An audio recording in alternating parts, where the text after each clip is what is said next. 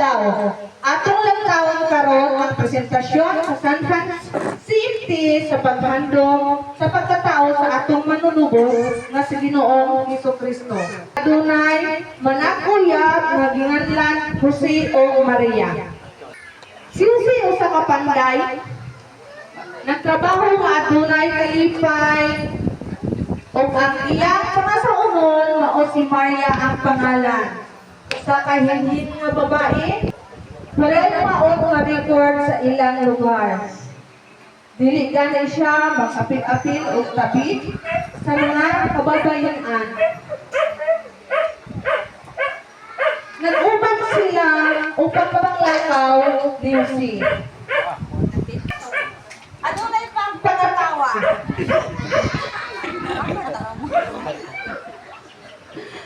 Adunay kalipay o adunay gugma silang duha.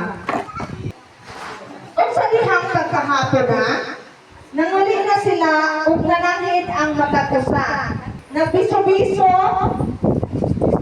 ug nagbabay na sila.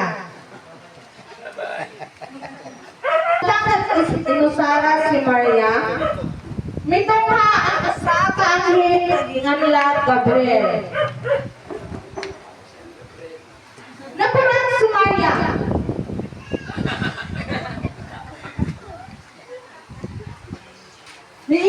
Kinsa ka? Unsay tuyo nimo? Ang anghel ito ba? Gipadala ako sa Dios aron magpahibalo kanimo nga magsabat ka manluluwas ug nganlan mo kining Hesukristo.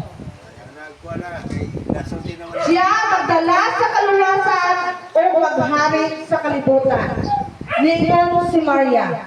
Pero unsa ako ka birhen? Ang anghel miingon, ang balaang espiritu mutun sa kanimo. Ug ang imong igagaw nga si Elizabeth magsaba usab. Lang na siya tungod kay ang Dios walay imposible kaniya. Nito ba?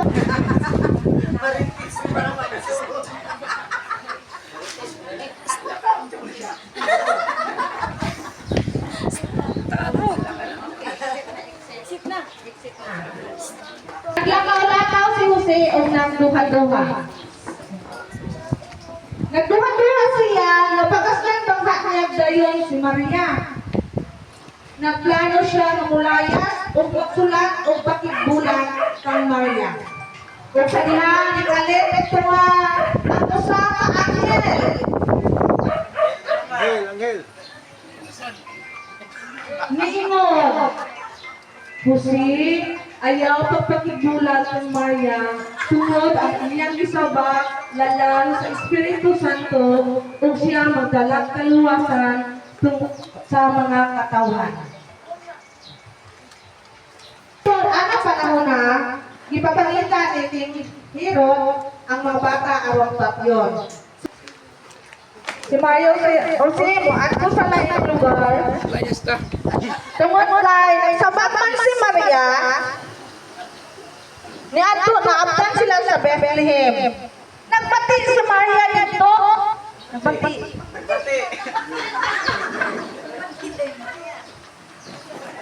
Nagbati si Maria. Sakit na kayo yung tiyan. Kaanak ko nagyog siya.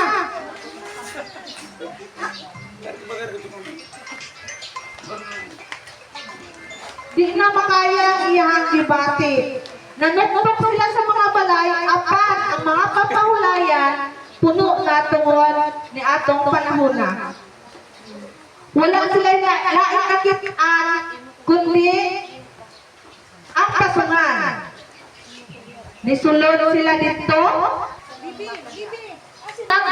dayon sila sa pasungan. Nagbati na kaayo. Nanganak na si Maria. Usa ka batang lalaki.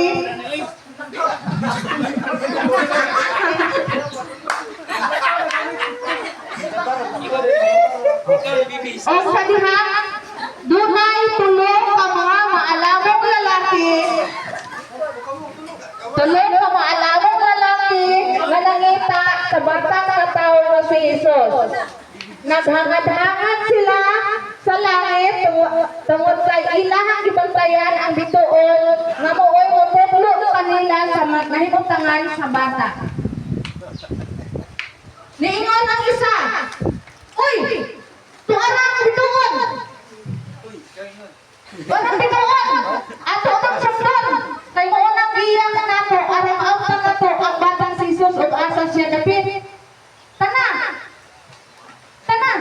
At tungod sa uong siya. Uy! Naadili sa may pasungan! O sa diha, nita aron nagsimba sa Ginoong Jesus. Lohod.